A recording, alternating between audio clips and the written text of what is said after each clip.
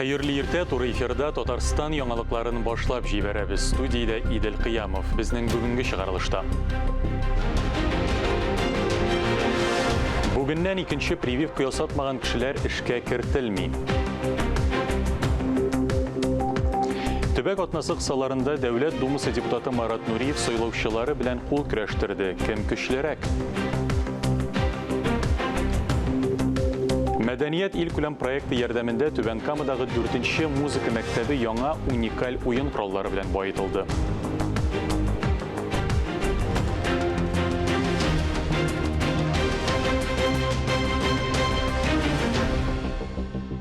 Бүген республикада Роспотребнадзорының тагын бер шикләве үз көченә керде. 7 декабрьдән прививканың икенче компонентын ясатмаган кешеләр эшкә кертелми. Исегезгә төшерәбез, 11 октябрьдә Татарстанда мәҗбүри вакцинация кертелде һәм баш санитария табибы карары буенча әлеге таләпне игътибарсыз калдыручылар барысы да эштән читләштерелде. Методводлары булганнарга эшкә йөрергә ярый, әмма предприятиедә андыйлар 20%-тан да артык булмаска тиеш.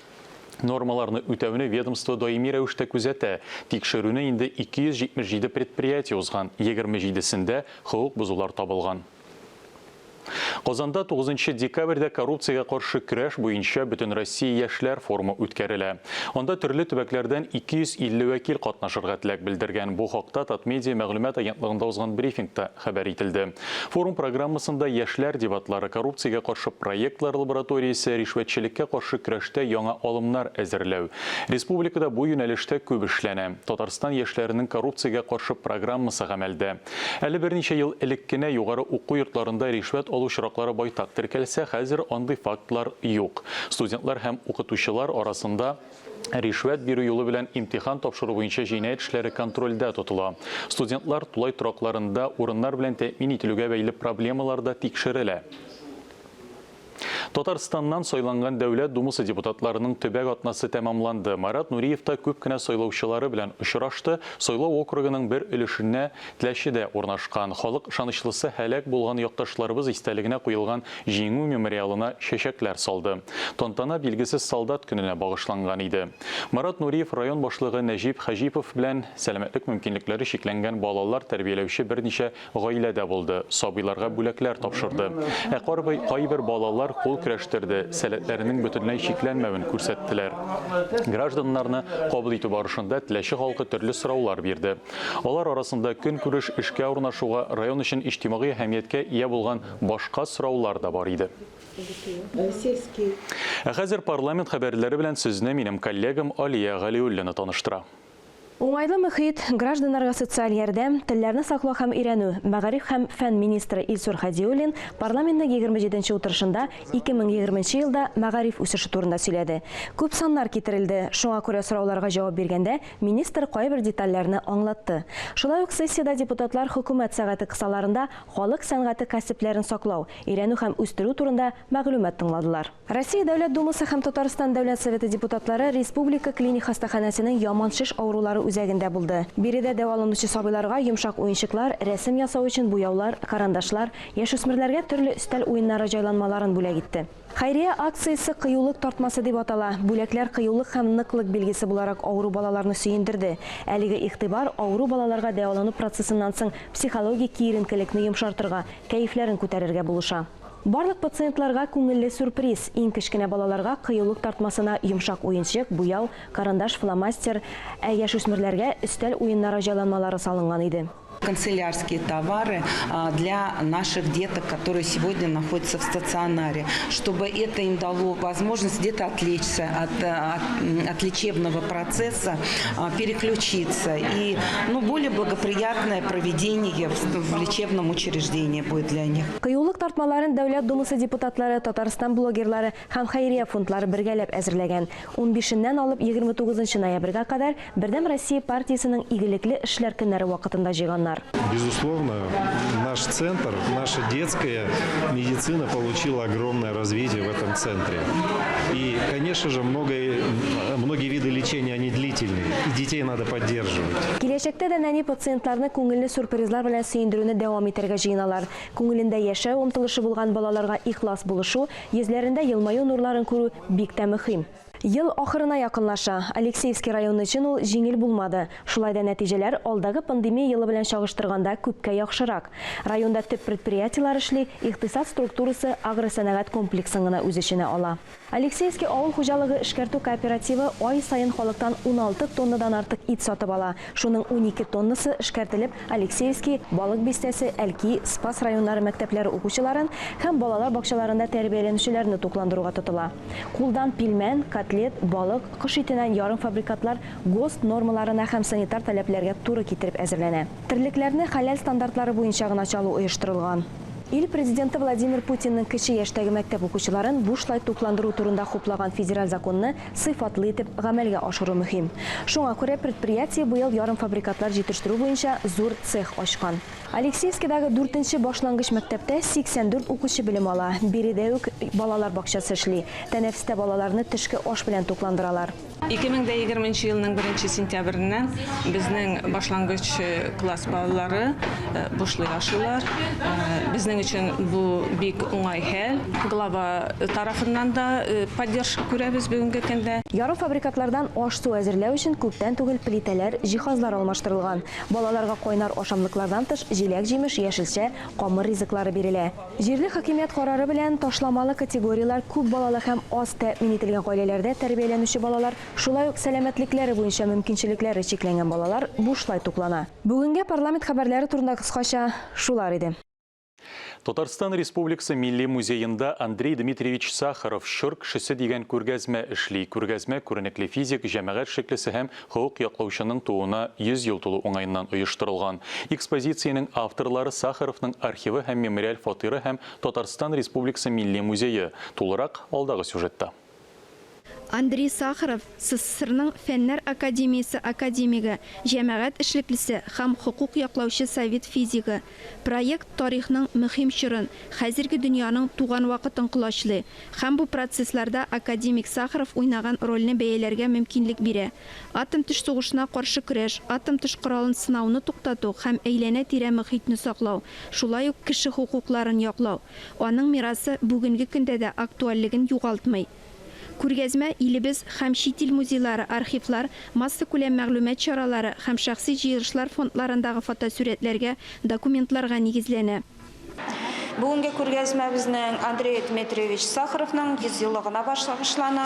Ул Мәскәүнең Сахаров архивы һәм мемориал квартирасы оешмасы белән берлектә хәзерләнә һәм бер ай дәвамында безнең музейда эшләячәк.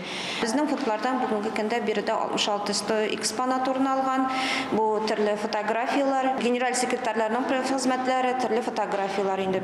Һәм әлбәттә Афган сугышында катнашучыларның һәм Чернобыль фаҗигасын бетердә катнашучыларның шәхси әйберләре, аларның дәүләт бүләкләре. Таныклыклары тормышы турында сөйли, аның эшчәнлеген ачып бирә. Ул 1975 елда хезмәтләре өчен Нобель премиясына лаек була. Күргәзмә 2022 елның 11 гыйнварына кадәр эшли. Ләлә Зайнуллина, Ирек Хамидуллин, Татарстан яңалыклары. Гитаралар, скрипкалар, 2 концерт рояле, 8 пианино һәм башка күп кенә музыка уен кораллары. Түбән Камадагы 4-нче музыка мәктәбе яңа уникаль уен кораллары белән баетылды. Булар барысы да Мәдәният илкүләм проекты ярдәмендә мөмкин булды.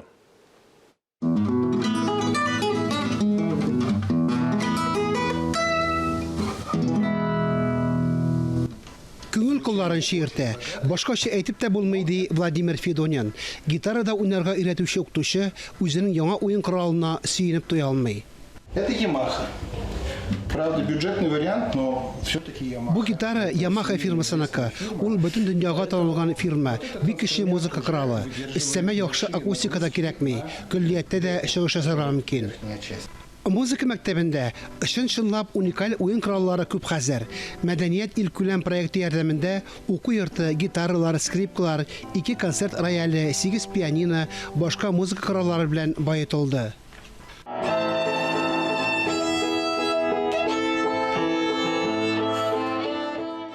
Укытучылар яшь буын өчен нәкъ менә яңа музыка коралларында уйнау бик мөһим диләр.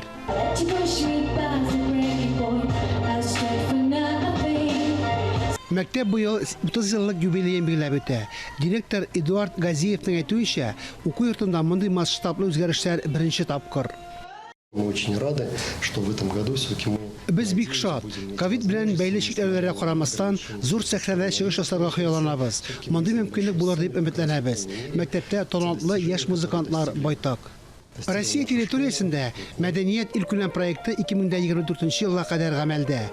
Әлеге проектта шәһәрнең башка музыка мәктәпләрендә катнашу мөмкинлеге бар. Фанис Мөхәммәтов, Денис Макаров, Евгений Лызаев, Татарстан яңалыклары, Түбән Кама. Кыска вакытлы тәнәфестән соң яңалыклар чыгарылышын дәвам итәрбез, ә хәзер алдагы минутлардагы темалар турында кыскача. Бии шомаралар Казанда Әпипә Бүтін Россия татар халык бию бәйгесенең финалы үтте. Блогер татар бәйгесе яңа талантларны ачыклый. Кемнәр алар?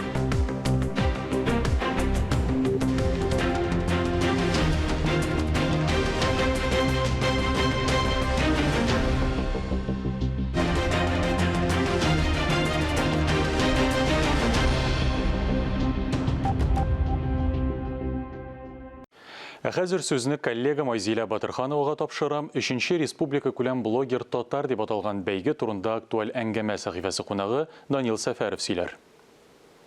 Гаиләңне дөньяга таныт һәм акчалата бүләк ут. Кызыксындыралдыкмы?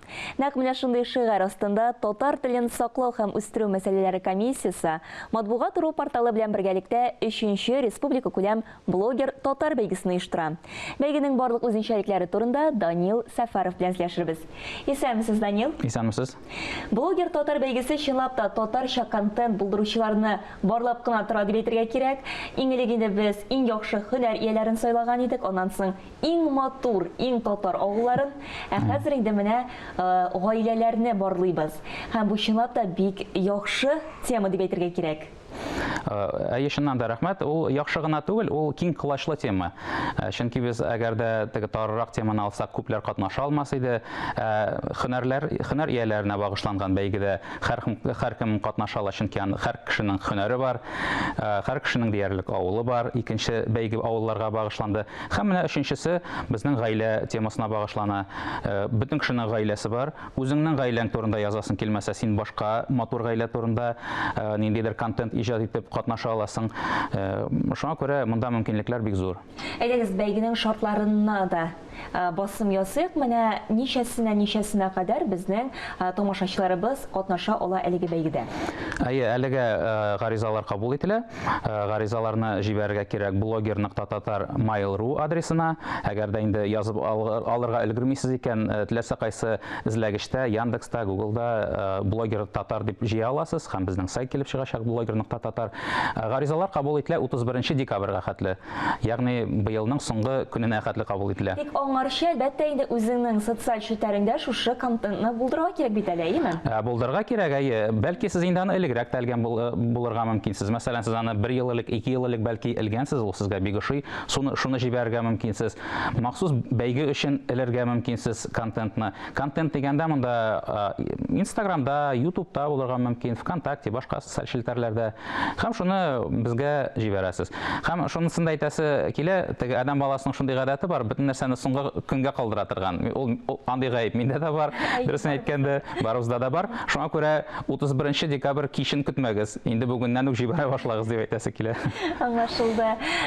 Менә хәзерге вакытка килә башладымы мондый эшләр? Әйе, андый эшләр килә. Без аларны инде тиешенчә теркәп барабыз әлегә. Һәм бәлки менә тамашачыларның шундый сорау да бардыр. Менә минем катнашасы килә, ничек сөйлим, нәрсә сөйлим, видеомы, фотомы, формат буенча теләсә кайсы жанр дип әйтик инде, формат туры килә. Мәсәлән, ул булырга мөмкин гаилә агзасы турында бер пост, үзегезнең гаилә турында, туган нигез турында, шәҗәрә турында, күршегез турында булырга мөмкин, хәтта авылда матур гаилә. Шуңа күрә монда әз генә фантазиягызны җигәсез дә алга. Һәм инде гореф-гадәтләрдә дә шулай бар. Гореф-гадәтләр дә әлбәттә безнең гаиләгә барып тоташа. Без аш уздырабызмы, ниндидер гаилә бәйрәмеме, соң инде Сабан туйны алсак та, ул безнең күбебез өчен гаилә бәйрәме. Ул гаилә бәйрәме ничек кенә карасаң да, шуннан. Һәм ничә сон булырга тиеш? Ягъни инде кемдер мәсәлән берне генә, икене генә җибәргә мөмкин. Кемгәдер инде 30-50 контыгы пост яза ала дип әйтергә кирәк инде. Юк, ул 30-50 ук түгел, бәйгенең шартлары буенча бер катнашучыдан без кабул итәбез 3 эш. Димәк инде шулай аз, ләкин аз ул ни өчен аз? Без аны дөресен әйткәндә 30-ны да карый алыр идек. Әмма инде уйлап карагыз, әгәр дә катнашучы 30 эш яки 50 эш җибәрә икән, димәк бу эшләр аның өчен алай мөһим дә түгел. Ул аны иләктән уздырмаган. Чөнки 50 супер эш булырга мөмкин түгел дип әйтеп булмый инде.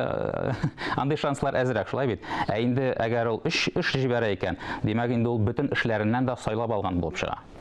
Һәм инде иң кызыгы дип әйтергә кирәк, инде иң теге кызыксындыру чарасы ул инде әлбәттә бәйге җиңүчеләрне бит әле бүләкләү өлештә булачак, һәм анда акчалата бүләк. Әйе, акчалата бүләк көтелә. Без билгелибез, без дигәнем жюри әгъзалары була инде.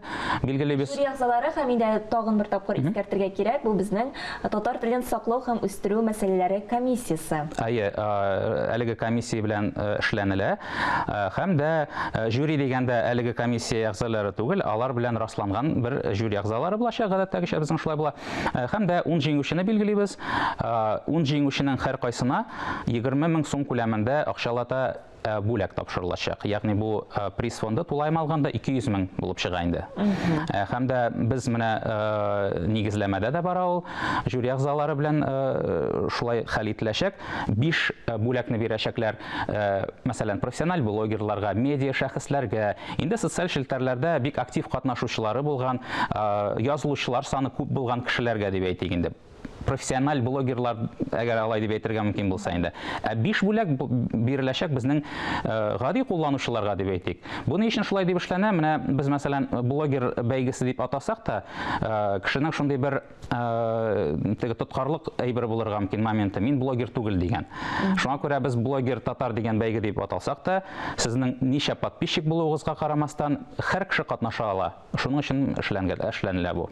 Инде менә элеккеге бәйгеләргә әйләнеп кайтсак, чынлап та менә свитиндә максат куеп эшлисез бит инде. Максаты да изге татар телен, менә шушы татарча контентны булдыручылар санын арттыру. Чынлап та менә әлеге бәйгеләрдә катнашып татарча контент булдыручылар артамы? Дөрес әйттегез, төп максат шул. Һәм без моның артуын ничек күрәбез? Менә мәсәлән безнең җиңүчеләр бар иде. Әйтик, аларның бәйгедә катнашканда һөнәр ияләрен арасында мәсәлән 7000 подписчиклары бар иде. Безнең бәйгедә катнашканнан соң аларны төрле интервьюларга да чакырдылар. Шуннан соң аларның 30 меңгә җитте подписчиклар саны мәсәлән шул шатландыра. Аннары бар иде безнең шактый гына язмалар. Мин татар кызы, әмма бер тапкырда татарча пост элгәнем юк, гел русча алып барам дип. Менә татарча элеп карадым дигән әйберләр бар, яки менә күндерү. Без ияләнгән бит инде теге зур күләмдә эшләгәндә ничектер гел русча язарга кирәк шикелле. Аннары әлеге дә баягы әйткәнем бар, теге әгәр без җыелып торабыз икән, анда 5 татар арасында бер башка тел, башка милләт кешесе килеп керсә, без русчага күчәбез. Бу әйбер социаль челтәрләрдә дә күзәтелә. Мәсәлән, татар егетләре, татар кызлары гадәттә алып баралар рус телендә контентны, битләрен. Шуларны бераз гына татарчага авыштыру өчен шул исәптән әлеге бәйге.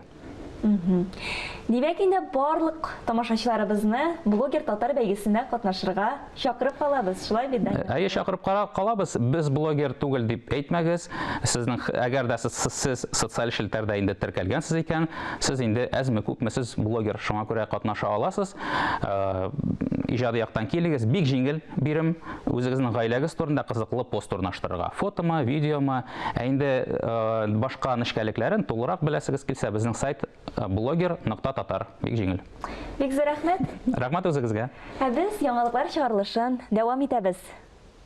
Бүтін дүния татар конгрессының башқарма комитеті Татарстанның мәдәниет министрлыгы һәм Татарстан Яңа Гасыр телеканалы ӘПИП бүтін Россия үзешчән коллективларының татар халык биюләре телевизион бәйгесен оештырган иде. Бәйгедә 50-дән артык ансамбль катнаша. Милли биюнең үзенчәлекләрен саклап калуына түгел, аны заман рухында үстерү дә бик мөһим. Бәйгенең төп максаты халыкның мәдәни мирасын байыту, татар халык биюен саклау, үзешчән бию коллективларының башкару осталыгын камилләштерү. Конкурста катнашучыларның географиясе дә шактый киң иде. Жюри костюм стилистикасы, бию техникасы, чыгышның эштәлеге һәм реквизитларга игътибар итте. Биюнең үзенчәлекләрен саклап калуына түгел, үстерү дә бик мөһим дип белдерде белгечләр. Бу бәйгегә игътибар бик зур.